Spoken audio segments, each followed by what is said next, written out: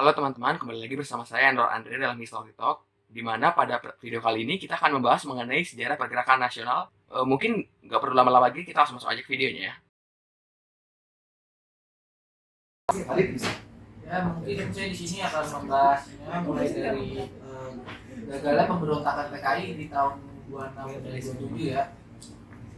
Ini tuh bisa gagal karena disebabkan karena dari para simpatisan PKI ini bergeraknya itu tidak kompak antara satu sama lain, sehingga dari pihak pemerintah kolonial Belanda yang dikomandoi oleh Overste Engelbonner itu bisa menangkap para simpatisan dari PKI.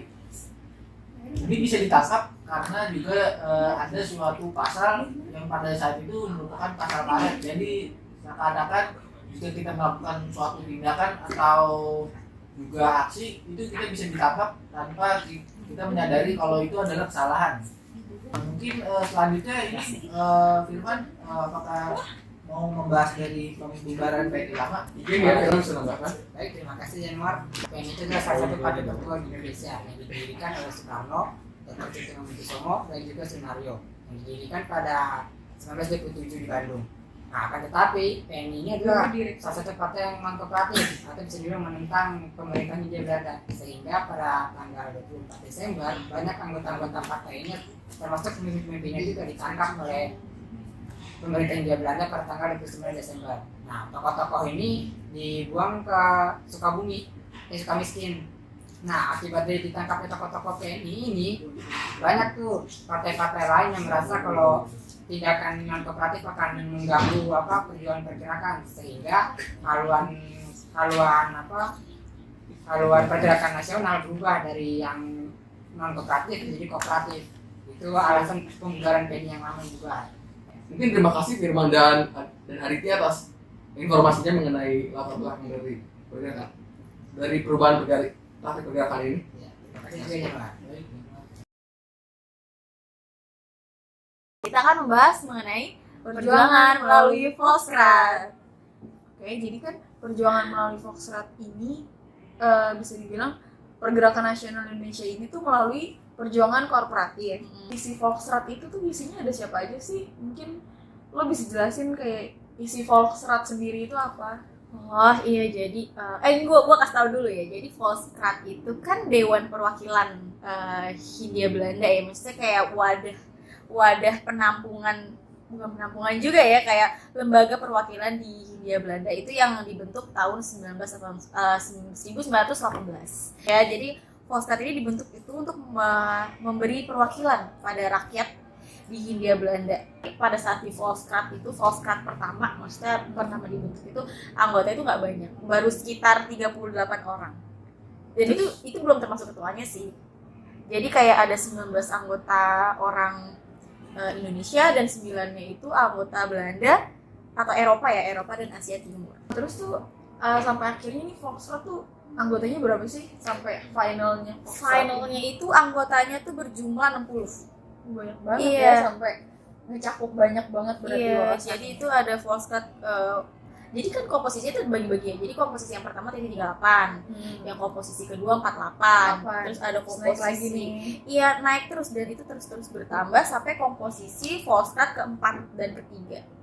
Yang ketiga itu 48 dan yang terakhir itu 60 orang. Cukup banyak sih menurut gue ya. Kayaknya 60 orang Iya, gitu 60 orang. untuk kayak nampung aspirasi kalian pada zaman itu. Betul. Jadi ini jadi kan tadi yang gue bilang ya, pemilihannya itu kan dari orang-orang yang daerah yang orang-orang penting lah ibaratnya gitu. Jadi itu kayak kebanyakan kalau dari pribumi itu di yang info yang gue baca itu ada dari pribumi itu yang masuk Volksraad itu kayak bupati, patih, ya pokoknya petinggi-petinggi waktu itu ya.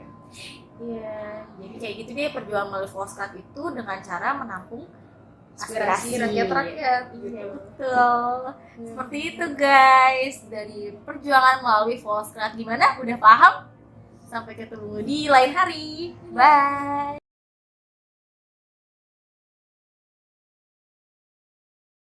Iya, untuk menjelaskan mengenai bagian dari akhirnya masa bertahan nasional dan masuknya Jepang ke Indonesia, saya sudah terhubung dengan kedua teman saya dari Universitas Negeri Jakarta, terutama dari Prodi Sejarah ya. di mana ada Tio dan Gina. Mungkin Tio bisa langsung aja disampaikan pendapatnya mengenai akhir dari masa pertahanan nasional ini. Jika kita tarik jauh ke belakang, pada saat Jepang membuka politik isolasinya, itu Jepang melakukan restorasi Meiji, di mana restorasi Meiji itu meningkatkan industri dan perekonomian dari Jepang. Peningkatan dari industri itu tentu saja membutuhkan yang namanya sumber daya alam. Terlebih Jepang beberapa tahun setelahnya itu turut serta dalam beberapa perang. Salah dua di antaranya adalah Perang Dunia I dan Perang Dunia II, di mana kebutuhan akan sumber daya alam itu semakin meningkat. Seperti misalnya karet, minyak bumi, dan lain sebagainya. Pada saat itulah Jepang berusaha untuk melakukan perjanjian pas Perang Dunia II itu sendiri, di mana Jepang melakukan negosiasi kepada Belanda, di mana negosiasi tersebut itu gagal. Hal tersebut pada saat itu cukup mengkhawatirkan juga bagi pihak Amerika Serikat, di mana Amerika Serikat itu takut kalau misalnya Belanda memenuhi keinginan dari Jepang akan menyebabkan kekacauan di dunia, sehingga akan menyebabkan kacau. Pada akhirnya itu keinginan Jepang tersebut ditolak dan Jepang mengultimatum Belanda bahwa ia akan menyerang Hindia Belanda. Tetapi ultimatum tersebut itu diabaikan ya oleh Belanda. Setelah Jepang melakukan serangan di Pearl Harbor dan masuk ke Indochina dan mengalami banyak kemenangan, akhirnya Belanda melihat bahwa kekuatan Jepang itu tidak dapat dibendung. Jepang masuk ke Tarakan. Setelah masuk ke Tarakan, Jepang mulai menyerang Sulawesi dan menghancurkan pertahanan di Sulawesi, sehingga Jepang masuk. Dan pada akhirnya di 1 Maret 1942, Jepang masuk ke Pulau Jawa, di mana setelah masuk ke Pulau Jawa itu Jepang langsung berusaha menyerang Belanda yang saat itu sedang berkedudukan di Bandung. Pertempuran tersebut ternyata dimenangkan oleh Jepang dan Belanda itu sengaja untuk melakukan penyerahan, tapi penyerahan tersebut penyerahan secara lokal. Penyerahan tersebut tidak direstui oleh Jepang karena Jepang berharap untuk dilakukan penyerahan secara total, di mana penyerahan tersebut itu dilakukan oleh gubernur jenderal dan jenderal di Hindia Belanda di Kalijati. Maka itulah latar dari perjanjian Kalijati atau kapitulasi Kalijati itu sendiri. Dan untuk dampak dari kapitulasi Kalijati ini akan dilanjutkan oleh teman saya. Iya Tio, terima kasih banyak atas pendapatnya. Masukan yang sangat menarik, kita jadi lebih paham mengenai bagaimana sih perjanjian Kalijati ini sebagai akhir dari masa pertahanan nasional.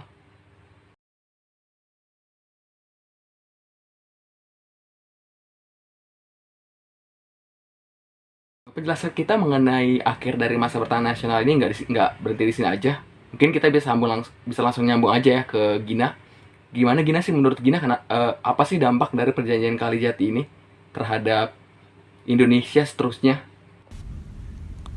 Baik, di sini saya akan menjelaskan materi tentang dampak perjanjian Kalijati bagi pergerakan nasional. Yang pertama, berakhirnya kolonialisme Belanda yang telah ada di Indonesia selama 3,5 abad dan digantikan oleh kolonialisme baru yaitu Jepang. Yang kedua, Pada awalnya, rakyat Indonesia ini menyambut kemenangan Jepang atas Belanda dan percaya bahwa Jepang ini akan membawa perubahan yang lebih baik karena keduanya merupakan sama-sama negara Asia. Dan untuk mendapatkan kepercayaan masyarakat Indonesia, Jepang juga mengaku sebagai saudara tua dan melancarkan semboyan 3A, yaitu Jepang Cahaya Asia, Jepang Pelindung Asia, Jepang Pemimpin Asia. Yang ketiga, pemuda dan rakyat Indonesia memiliki akses yang lebih baik ke bidang pendidikan, terutama pendidikan militer, karena Jepang telah membentuk banyak organisasi militer di berbagai tingkatan. Yang keempat, Jepang juga menjanjikan kemerdekaan bagi masyarakat Indonesia. Selain itu, Jepang juga mendirikan BPUPKI dan PPKI yang tugasnya adalah untuk mempersiapkan hal-hal yang dibutuhkan Indonesia untuk menyambut kemerdekaan. Dan yang kelima, setelah Jepang masuk ke Indonesia, Jepang juga mulai membubarkan banyak partai politik yang ada di Indonesia pada saat itu. Sekian penjelasan dari saya. Terima kasih. Iya, terima kasih banyak Gina atas pendapatnya. Masukan yang sangat menarik, jadi kita bisa melihat mengenai banyak sekali dampak dari masuknya Jepang melalui perjanjian Kalijati ini ya. Kesimpulan yang bisa kita ambil dari video ini ada beberapa. Yang pertama itu adalah hal yang melatar belakangi munculnya masa bertahan nasional adalah karena adanya krisis Malaysia. Krisis Malaysia atau krisis moneter ini melanda seluruh dunia, termasuk salah satunya Indonesia, yang menyebabkan terjadinya banyak pergejolakan yang akhirnya banyak juga terjadinya perlawanan dan pemberontakan di berbagai daerah. Karena akibat dari banyaknya pemberontakan dan perlawanan, pemerintah kolonial Hindia Belanda menjadi lebih berhati-hati dan waspada terhadap setiap gerakan yang ada di Indonesia, termasuk gerakan dari organisasi atau partai-partai politik. Sehingga karena hal ini, pemerintah lebih berusaha untuk merepresi gerakan-gerakan tersebut dan menyebabkan para tokoh pergerakan nasional harus beradaptasi. Sehingga itulah mereka merubah taktik mereka dari yang sebelumnya lebih radikal dan non-kooperatif menjadi lebih kooperatif dan moderat, yang dimana salah satunya mereka memperjuangkan pergerakan nasional melalui Volkskraat. Lalu, masa bertahan ini diakhiri dengan masuknya Jepang melalui perjanjian Kalijati, yang dimana Jepang ketika memerintah Hindia Belanda menerapkan peraturan-peraturan baru terhadap organisasi-organisasi pergerakan, sehingga taktik yang ada pun berubah lagi. Hal yang harus juga kita perhatikan adalah bahwa beberapa dampak yang dirasakan oleh organisasi-organisasi pergerakan nasional yang tidak ingin berkooperatif pada masa bertahan ini adalah sebagian besar tokoh-tokoh mereka akan diasingkan. Salah satu contohnya adalah Soekarno yang diasingkan setelah diketahui dan dicurigai oleh pemerintah Hindia Belanda bahwa ia ingin melakukan gerakan perlawanan. Sehingga itulah setelah Soekarno ditangkap, PNI yang merupakan partai yang dimiliki Soekarno tersebut pecah karena dilarang oleh pemerintah Hindia Belanda, sehingga pergerakan mereka pun berakhir di situ. Kurang lebih itu aja yang bisa kita ambil garis besarnya. Kurang lebihnya mohon maaf. Semoga video ini dapat bermanfaat untuk Anda. Wassalamualaikum warahmatullahi wabarakatuh.